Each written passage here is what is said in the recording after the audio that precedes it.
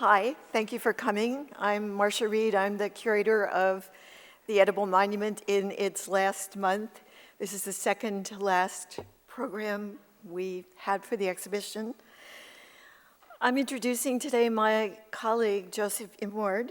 He's professor of art history at the University of Siegen in Germany. His research and publications focus on Renaissance, Baroque art, as well as particularly the Grand Tour. And Joseph was a Getty Scholar in 2012, and evidently by popular demand, he's coming back next year again for 3 months. And I met him just as I was starting the work on the exhibition and the catalog for the Edible Monument, and it was kind of perfect timing. At that time, Joseph delivered a wonderful paper on the painter Carlo Dolci and the aesthetics of sweetness, and it's been published. You can read that essay online in the Getty Research Journal in 2012. There's free access to that. In that essay, he dealt with the Florentine painter Carlo Dolci and the art and the consumption of sugar. And I thought, how amazing is this, that this is coming together? And in that article that he wrote, Joseph does remarkable research on not such well-known sources, but he also combined it, and this was maybe my favorite thing about Joseph, is with being funny, and art history is often not funny, and so I really like that idea. So he seemed like a perfect person to ask to write a chapter for Edible Monument, the book, and he did that on the importance of ceremony in festivals, that the same thing has to happen again, otherwise people don't like it and they feel uncomfortable about that.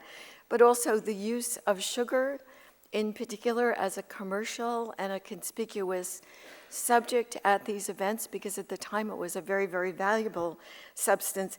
And then at the very end, he wrote about the downside of sugar, which is that it causes health problems, as we know now, and particularly tooth decay.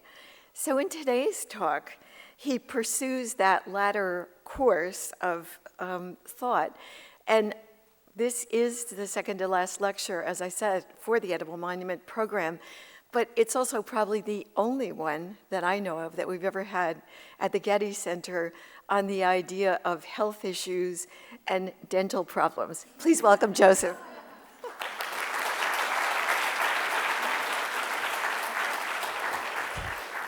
Yeah, hi everybody. Thank you for being here, and thank you, Marcia, for inviting me. And thank you also for the wonderful show you put together, and also for the catalog. I changed my title a little bit. Maybe you saw it in the program, because I will talk a little bit about popular culture in America at the beginning of my lecture. And please allow me to admit that I ruminated for the longest time about how to begin a lecture on cavities in early modern Europe. What came to mind next to Kara Walker's, Kara Walker's Subtlety from 2014, or for example, the exhibition on sugar at the Nordiska Museet in Stockholm of the same year, were some more or less outlandish schemes that all focus on what I would like to call the mediality of sugar. One idea I stuck with was to give you a quick glimpse into the problematic and therefore fascinating relationship between the sugar producers of America and the American candy makers. It is quite surprising to see how on their website, the National Coalition of Sugarcane and Sugar Beet Producers, the American Sugar Alliance, accuses candy makers of not fairly sharing their profits.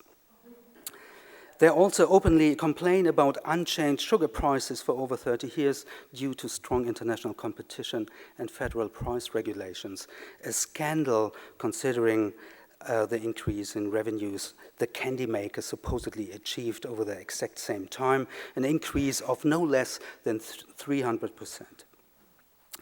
The price of a chocolate bar, we are informed on the website of the ASA, rose from 35 cents in 1983 to $1.49 in 2015, while the cost of sugar contained in that bar remained almost unchanged and stayed under 2 cents.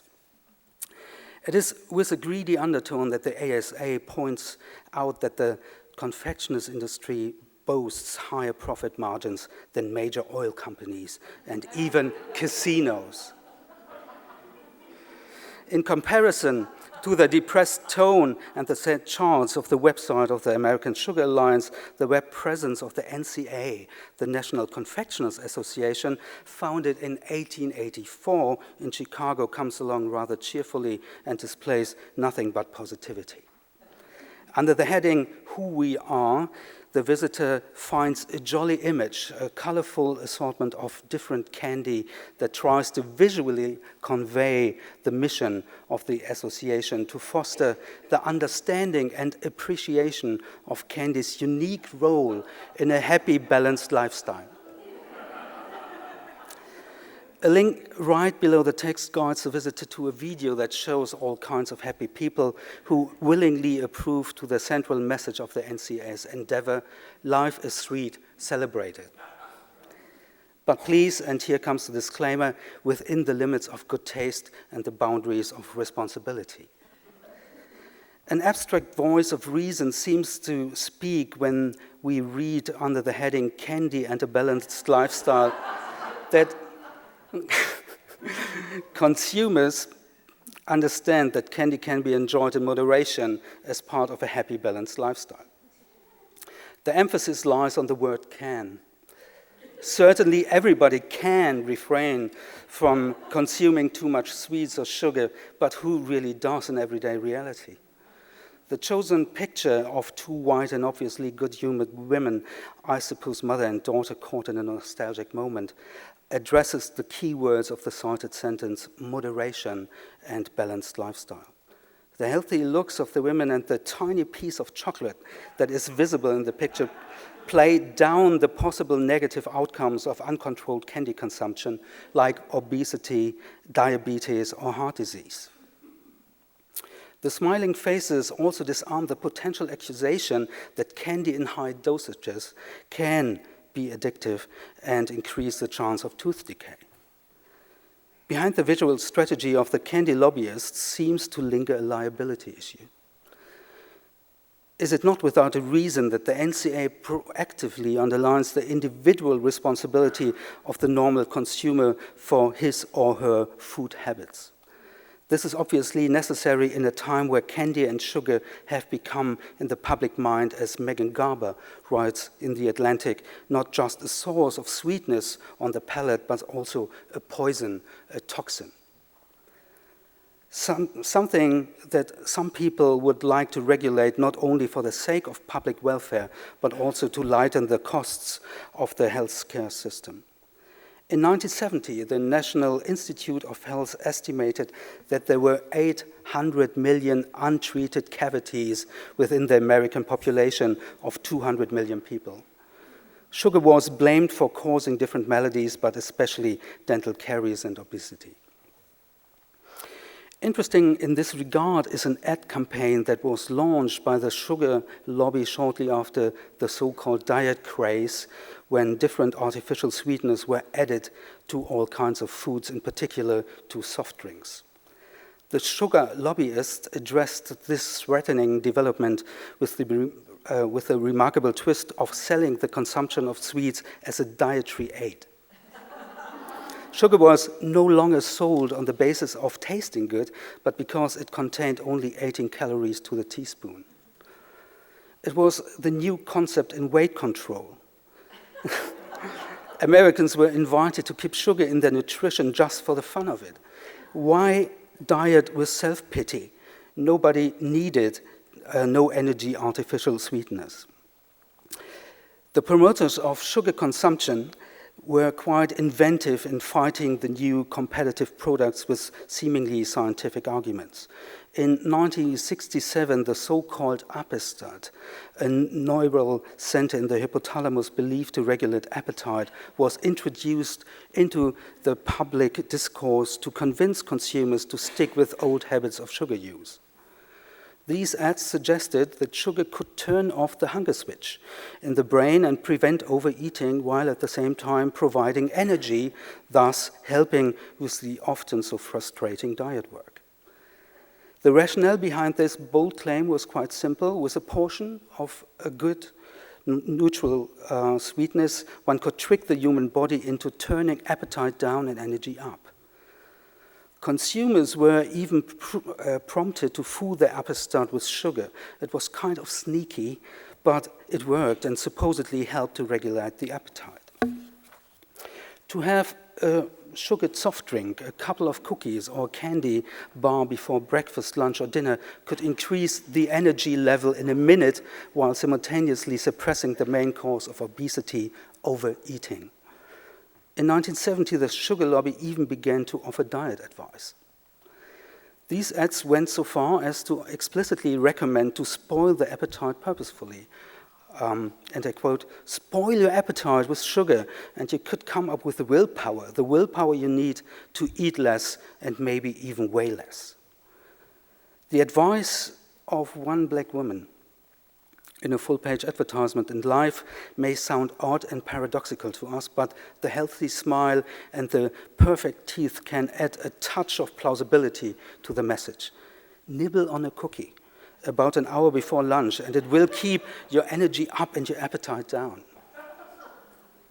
In these ads, the human body was imagined as a kind of apparatus, a machine that functioned most efficiently when operated in the right manner, steady intake and disciplined moderation. In this line of thought, sugar was sold as body fuel, as a handy source of energy, an energy that, and that was the whole point, sugarless fat foods and so-called diet drinks could neither provide nor substitute. In part, this line of thought reiterated a post-war promotion rhetoric that focused on the energetic aspects of sweet and sugared sodas. In 1946, the Council of Candy of the National Confectioners Association ran an aggressive ad campaign titled "The Crave for Candy is a Call for Energy." This organization was devoted to maintaining high standards of quality in candy and the dissemination of authoritative information on its use as an energy-producing, morale-building food. At that time, America obviously loved candy because it needed energy. The National Confectioners Association justified the materialistic notion of the machine metaphor by citing new insights of modern nutritionists and other anonymous scientists with a commonsensical discovery, and I quote, that bodies hanker for foods that contain elements they need when they need them. When the body craved candy, it was really saying, I need fuel, I need get up, I need energy. If all energy was burnt up, it was time to have more fuel through the consumption of wholesome, healthful, delicious candy. In short, candy was energy in an attractive, pleasant shape in case the energy level dropped while playing golf or mowing the lawn. The candy counter was a place to refuel the tank and restart the engine. The NCA advertised candy for its functionality and energy proficiency and labeled it as can-do food, a legitimate nutrition that turned pleasant eating into productive energy. No matter where you came from, white collar, blue collar, regardless of which class, race, or gender you belonged to, candy was sold as a universal treat that provided energy where it was needed and presented everybody with a smaller or bigger portion of happiness by virtue of its good taste. To prove the latter, a cheerful smile was an indispensable ingredient to all campaigns that tried to advertise candy or sugar. The negative implications were downplayed or purposefully overlooked, even though, or probably because, it was common knowledge that the consumption of too much refined sugar could cause all kinds of maladies, first and foremost, dental caries. By the 1950s, modern investigators considered the evidence for the role of sugars in tooth decay to be overwhelming. The evidence came from animal tests and controlled human studies. In 1951, Life confronted its readers with a stunning article on tooth decay that featured graphic illustrations and even openly recommended to avoid too much refined sugar in the everyday diet. The effects of sugar were shockingly depicted in a photographic comparison of two rat jaws, one healthy because the adult animal was raised on a sugar-free diet, the other afflicted because the rat was regularly fed refined sugar. While the teeth on of the non-sugar rat showed no caries at all, the jaw of the other test rat had developed cavities on every molar. The experiment undertaken at the Northwestern University provided a scientific verification that sugar and sugar products like candy or sodas could damage teeth drastically. Every American in the 50s and 60s knew that a healthy smile only came with careful fostering. Reasonable nutrition and consistent dental hygiene were basic requirements. To balance the regular sugar and candy intake and to fight the hardships of tooth decay, help came from the toothpaste industry.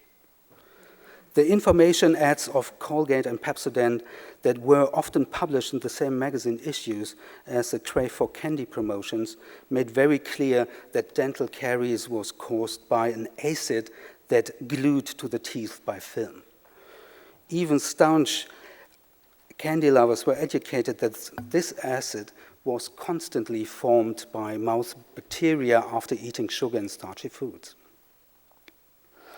The inevitable film production could be fought by removing the growing dental plaque with state-of-the-art tooth cleaning powders, pastes, and brushes. For instance, with the new and all-improved Pepsodent. Faithful brushing right after every meal could keep bacteria at bay and give the smile the glossy appearance to win, for example, 6 offers from Hollywood. To have a healthy smile and to display a nice row of white teeth with it became imperative in Western societies and especially important in the United States. One consequence of the cultural change was that dentistry developed into a major industry. Teeth were increasingly cosmeticized in regard to their uniformity, symmetry, evenness, and pre-natural whiteness. The glistening white teeth that were formerly an exceptional attribute became commonplace. In post-war America, model smiles beamed out of magazines and down from advertising billboards. Conspicuous smiling dominated celebrity culture and quickly infiltrated the private sphere via television. Consumers in the 60s and 70s could hardly avoid the ubiquitous smiling face that tried to sell whatever was on offer: motor oil or razor blades, cigarettes or woolen fabric, candy as an ultimate energy source, or sugar as the newest diet aid. But naturally, the American aesthetics of the white grin was also applied when political matters were at stake and elections were around the corner. The deification of the smiling politician in America and in other countries alike was mainly due to the dominance of the photographic image in printed media and at the same time deeply rooted, so to speak, in the advancements of dental technologies and aesthetics in the second half of the 20th century. For politicians, smiling became an imperative in democratic societies, and it still is one of the most important features when candidates have to advertise an authentic personality in electoral processes.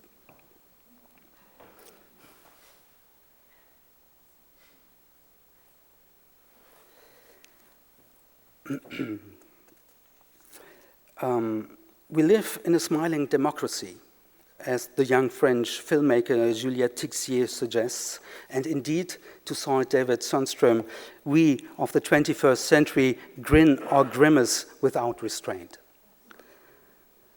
That was quite different in other times and societies. People in earlier centuries checked their impulses and rarely exposed their teeth. Kings and queens in early modern Europe didn't smile because smiling, understood as a diminished form of laughter, had a bad reputation and was, following a long humanistic tradition, assigned exclusively to the lower classes. Exposed teeth were, as the French educator Jean-Baptiste de La Salle put it in 1703, absolutely against decency. The only possible smile for the courtier was a modest one with the mouth firmly shut, loud and vulgar. Loud and vulgar. I go back. Where am I? Loud and vulgar laughter was an offense and sanctioned because it challenged the orderliness of ceremonial aesthetics. The facial regime in the reign of Louis XIV dictated that smiles were rare and kept under strict control in order to, firstly, avoid social disturbances in the strict hierarchical order at court, and secondly, to hide the widespread oral infirmities and deformities of the courtiers. Tooth decay had become a widespread problem in the higher and highest ranks of society. Many of the court dignitaries fell victim to a combination of the excessive consumption of sweets and the scarce oral hygiene of the time. One well-informed eyewitness, the Duchess of Orléans, Elizabeth Charlotte, described the mournful state of dental health at the French court under Louis XIV in her letters. She tells her readers, for instance, that the Queen Marie-Thérèse had very ugly teeth, black and broken. Quote, "It was said that this proceeded from her being in the constant habit of taking chocolate," end quote. Another example was the mistress of the Grand Dauphin, the Mademoiselle de Chouin, whom Elizabeth Charlotte portrayed as a person of very small stature and the figure of an old nanny. Quote, "Very short legs, large rolling eyes, a round face, a short turned-up nose, a large mouth filled with decayed teeth, which made her breath so bad that the room in which she sat could hardly be endured," end quote. It was believed that the Dauphin accustomed himself to take snuff so that he might not be annoyed by the smell of her rotten teeth. At the age of 60, around the time when Hyacinthe Rigaud finished the portrait of Elizabeth Charlotte, she could mourn her own sad dental situation. Quote, "If I open my mouth, my teeth are in a miserable condition. One is fractured, the other is black, the remaining are broken," end quote. The letters of the Duchess of Orléans can prove the fact that the majority of the courtiers suffered from dental caries, a problem nobody really had a cure for. The medical experts of the day offered little or nothing by way of prevention. Even the main physician of Louis XIV's, Guy Cresson-Fagon, had neither an effective recipe for dental care nor a good remedy against toothache, but instead displayed without shame a mouth full of black and rotten teeth to his royal patient, as Elizabeth Charlotte noticed in one of her letters.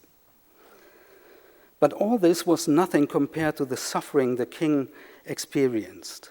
The dental disaster was visited upon Louis XIV in revenge for his insatiable appetite for sweets. He consumed, as a courtier noticed, large quantities of confiture with he ate at the end of his repasts and collations. In the late 1970s, the detailed health journals kept by royal physicians reported that the king's teeth were poor by nature. Some years later, almost all his teeth were in a state of advanced decay. Maybe the most shocking episode of Louis's dental history occurred in 1685. Due to a persistent inflammation, the Sun King allowed, on the advice of his doctors, the extraction of the rotten teeth from his upper jaw. Unfortunately, the extractions worsened the situation and resulted in infected bone tissue and an ulcerating abscess. To ease the pain, the doctors also yanked out all the other teeth from his upper left jaw so maladroitly that they punctured his palatine bone, perforating the sinus. To disinfect their handiwork and to cure the spreading inflammation, they set to cauterizing the wounds with a red-hot iron, and that for 14 times. Louis suffered similar misfortunes with his lower jaw in a few months later, which this time the surgeons managed to fracture when pulling out the last decayed molars. Finally, having no teeth left in his mouth, the king became entirely dependent on dentures. Against this bleak background, it seems quite understandable that a flashing smile, white smile, became an unbearable sight for the absolute monarch. None of this should have been inevitable, since the evil effects of sugar overdosage had been described in many medical treatises all over Europe. The physician of the French king Henry IV, Joseph Duchesne, could name as early as 1606 the painful consequences of an exaggerated love for sugar in his book Le Portrait de la Santé, where he warned the friends of confitures that they would eventually have to pay for their immoderation with black and corrupted teeth. The Italian physician Angelo Sala also mentioned the hardships of an uncontrolled consumption of sweets in the first comprehensive book on sugar, the Saccharologia, published in Rostock, Germany in 1637. There he wrote, and I quote, "If you don't use sugar in the proper way, it can do the body more harm than good. If someone eats sugar in abundance, it relaxes the orifice of the stomach, enfeebles the digestion, creates winds and flatulence, fills the house with vapors, quickens the flows, damages the face, festers the palate, weakens and blackens the teeth, and loosens them so that they fall out," end quote. But nobody at that time scathed the excessive consumption of confectionery with more seriousness than the English physician James Hart, in his book Clinic, or The Diet of the Diseased, that appeared in London 1633. He condemned sweets from a cultural perspective. Quote, "Although sugar is in itself be opening and cleansing, yet being much used produces dangerous effects in the body, as namely the immoderate use thereof, as also of sweet confections and sugar plums, heatens the blood, rotters the teeth, makes them look black, and withal causes many times a loathsome stinking breath. And therefore let young people especially beware how they meddle too much with it," end quote. Hart called for a change in eating habits and tried to reform the diet of his time because, as he noted, the toothsomest is not always the wholesomest. Quote, "Our forefathers in former times found honey very wholesome, but now nothing but the hardest sugar will down with us in this our effeminate and gluttonous age. I say no further. But let those that will not be warned stand to the peril that will fall thereon," end quote. The perils Hart mentioned were felt by almost all potentates in early modern Europe. In 1598, the German lawyer Paul Hensner saw Elizabeth I of England and described her appearance as follows, quote, "Her face oblong, fair, but wrinkled, her eyes small, yet black and pleasant, her nose a little hooked, her lips narrow, and her teeth black. A defect the English seem subject to from their too great use of sugar," end quote. He reported, in addition, that it was common in England to put great quantities of the stuff into drinks. Royal cavities were at that time the bitter side of social distinction and the result of a material culture in which abundance became a signifier for magnificence and splendor.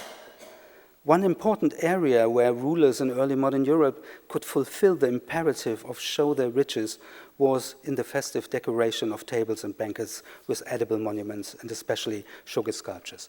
And probably you all saw the show. It was during the 15th century that the European aristocracy became used to larger amounts of sugar when the so-called seconda mensa or colazione di zucchero were introduced to noble households for representational purposes. The costly sugar collations and sculptures quickly began to populate the banquet tables in royal households as tokens of courtly pomp and magnificence. As second part of a banquet or an intermediate course, the sugar pieces became an important source of pleasure and entertainment, but developed over the time also into a medium of political iconography. In the 17th century, the success of a banquet could be measured by the size of the confections and the complexity of their symbolic meaning. The display of large amounts of sugar was an important part of court life and affirmed the hierarchical order between the ruler and his subjects, an order that at certain occasions could be suspended when the court was invited to storm the lavish marzipan castles or to jointly consume the mountains of candied fruits or other confections. The use of sugar as a marker of magnificence and social distinction became problematic when, after 200 years of the representational use of sweets and confections, the dynamics of the European sugar economy changed dramatically. Thanks to increasing available land overseas and the new trade routes via Portugal and Spain, the center of the sugar trade shifted from the Mediterranean to the Atlantic, and prices dropped drastically, leading to an increase in consumption. Although table pieces continued to appear on banquet tables well into the 19th and even the 20th century, sugar sculptures slowly lost their aura of luxury and extravagance. And from the mid-17th century on, they were gradually replaced by other table decorations. In short, the development went from edible festive decorations to larger inedible centerpieces. During the 18th century, ephemeral sugar sculptures were increasingly substituted, for example, with elaborate porcelain pieces from Meissen, Nymphenburg, or other manufactories. The most important reason why the material culture of European courts switched to durable table decorations was that around 1750, sugar became affordable even for the urban bourgeoisie. This growing middle class now sweetened the bitter drinks of tea, cocoa, and coffee with imported cane sugar, increasingly indulged in the consumption of confections and sweetened dishes, and also tried to catch up with the nobility when it came to festive dining.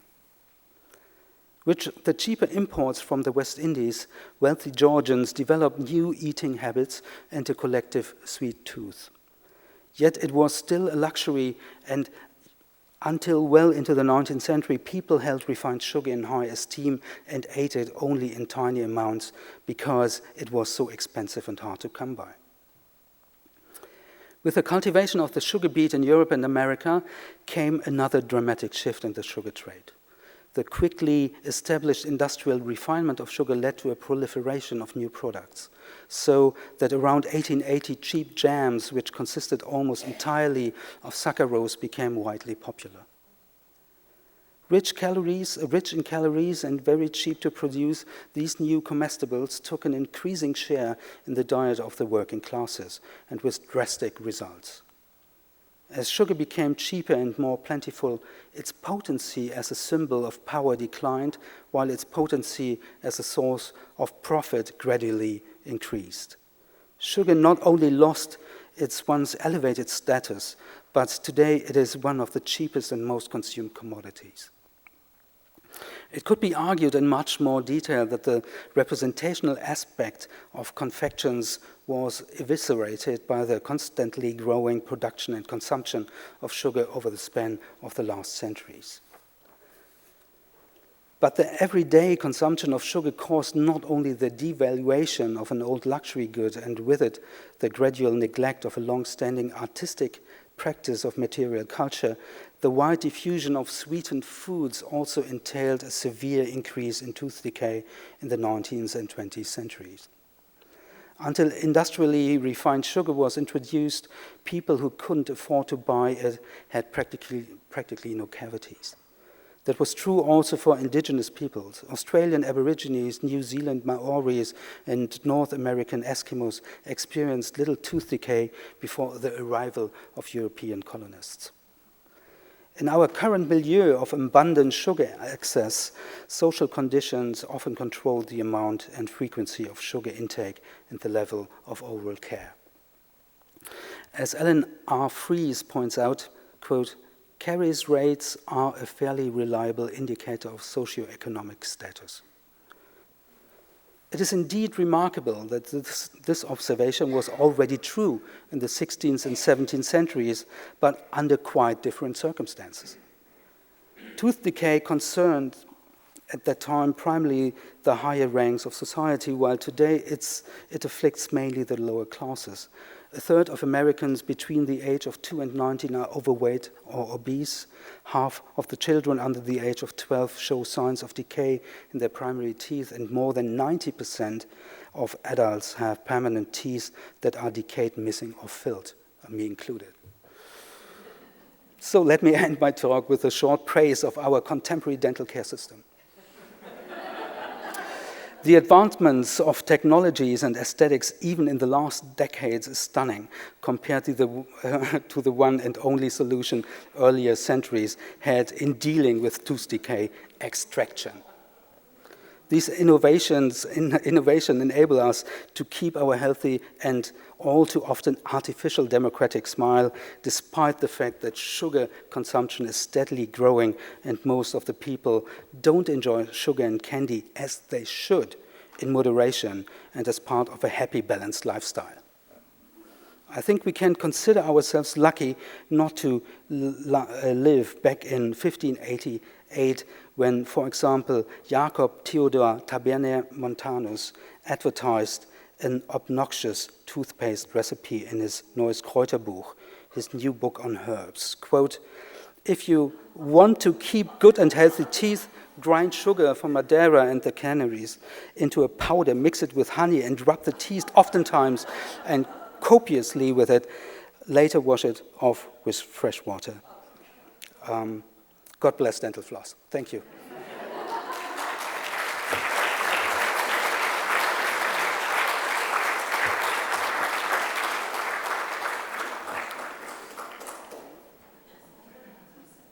Sure, absolutely. If you have questions, I'm happy to try to answer them.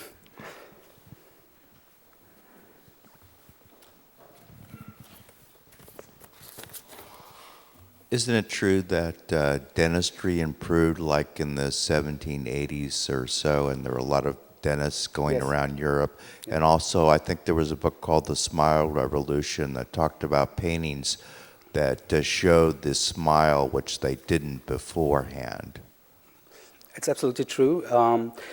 There are some dentists, and even after Louis XIV, under Louis XV, Fouchard, who is really, who invents a lot of things, but the inventions compared to our technologies are not really so advanced. The book you talked about is also in my paper. It's The Smiling Revolution by, I forgot his first name, Jones. It's quite an interesting book on how the smiling regime changed over the centuries. And it is really true, and you can check that out, in portraits of the 19th century of, kings and queens or, politicians. You don't find smiles at all. Only in the second half of the 20th century, smiling becomes like a very important issue for politicians mainly. Thanks for the question.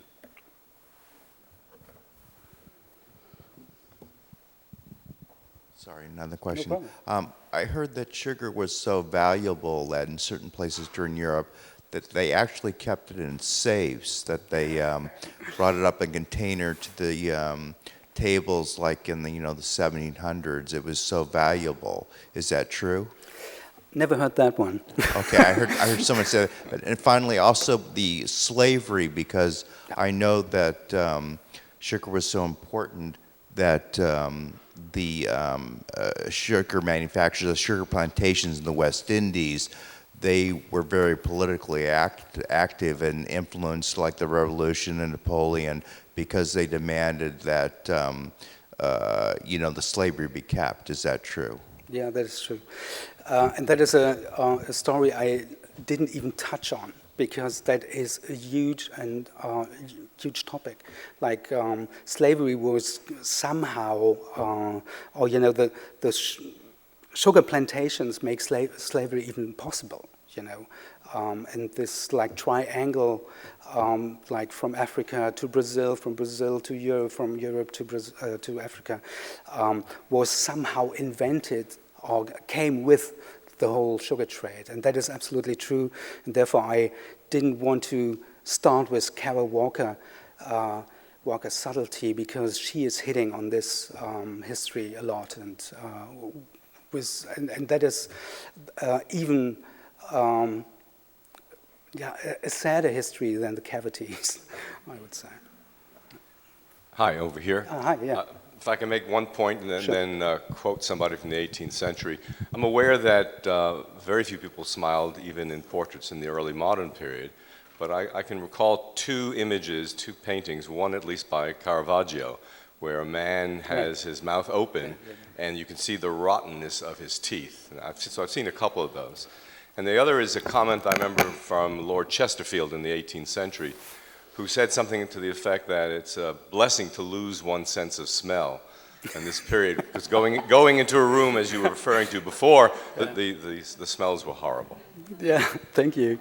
That is absolutely true. When the lower classes were portrayed by Caravaggio and all the other painters, from the Netherlands and so on, naturally they showed decayed teeth, and it was, it was a class portraiture somehow. And thank you for this hint. I have to look that up. It's kind of interesting. I have a question. I know that in Heian court culture in Japan, they deliberately blackened their teeth. Yes, it's true, yeah. Is there any evidence of these cultures using cosmetics to try to hide these problems, or going with a black look all over, like in Japan? I was just curious. Yeah, that is true. I don't know why, actually. But they do it, or they did it. It's obviously, this tradition is obviously not in place anymore, I would say.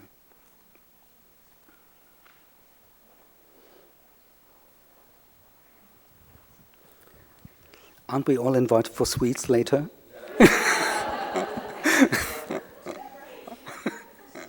That's so good. Hello. Why the lack of dental hygiene back in that? Was it I didn't ignorance? understand that. Sorry. Why the lack of dental hygiene? I mean, was it ignorance or technology in the dental field? I think it was more ignorance, and they really didn't have like an idea what was going on actually in their mouths. It's kind of amazing to see that all these recipes are in place. Everybody says in this medical treatises, please be careful with sugar and so on. But they didn't do it. And probably we all know that discipline is hard, to if it comes to sweets and. Just one question. How did they deal with the pain from all these horrible dental problems? I really don't know. Because there are not so many ego documents that talk about the pain they really have. It's interesting that, for example, in this diaries the physicians took about Louis' illnesses, they almost never talk about the teeth, because he had even more severe illnesses, like fistulas all over the place. And it's that were the problematic sicknesses he had, and I really can't tell you a lot about, the pain they really suffered when they had toothache. I have a question about chocolate, and I'm probably going to reveal my defensiveness of chocolate, but I'm just curious, you kept referring to candy, and I'm wondering where you or one draws the line between, you know, say chocolate and candy, right? Because, right, serious chocolate has less sugar, right? It has more cocoa content and less sugar. I'm serious. That is a wonderful question, and it's an open discussion, I would say. I don't have an idea where the border is, exactly between like 70% cocoa chocolate, or like a candy bar, a Snickers candy bar. It's hard to say. I keep that question open and for discussion, maybe. Yeah. People have really bad teeth, the people who are going to the grand court banquets, and those banquets have hundreds, if not thousands, of things to eat, many of them which need to be chewed. Right. So how does that work? Were they able to eat, or they only ate soup or things like that?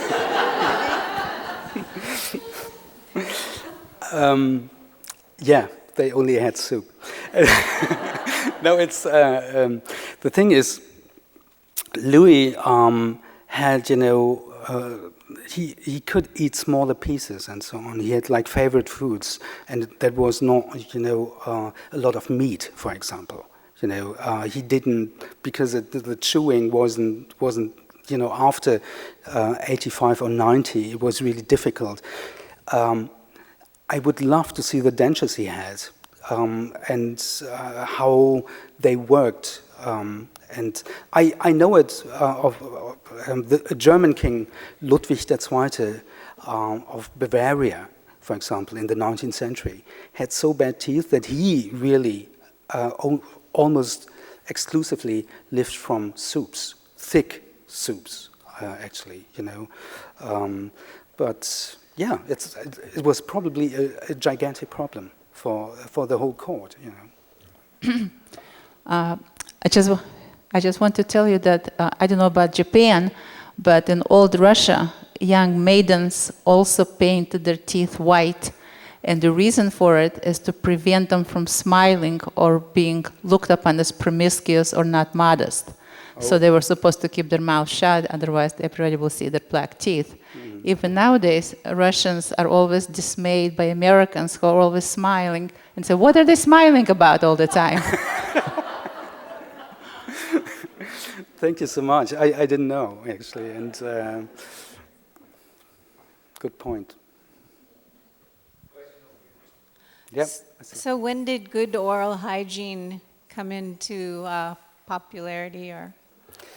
Relatively late, I would say, in the late 19th century, early 20th century. The first tooth powders are produced, and people get sensitive more and more. But the big change comes after the Second World War, where also like the dental technologies, jump somehow, and it's kind of amazing how quickly the development is. And if you think about your own history, of my own dental history, 30 years ago, when I was a child, it was, incredibly different, and I had the feeling this dentists were totally incompetent compared to the people I consultate now.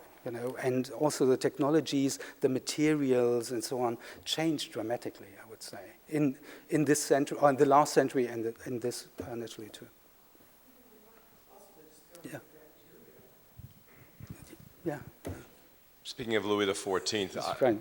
Maybe you can verify this. I read somewhere that there was a time late in his life after he had lost teeth that while the court was watching him eat or attempt to eat, someone in the court, I think a clergyman, volunteered to chew the food for Louis. Disgusting. That's why I brought it up. Thank you so much.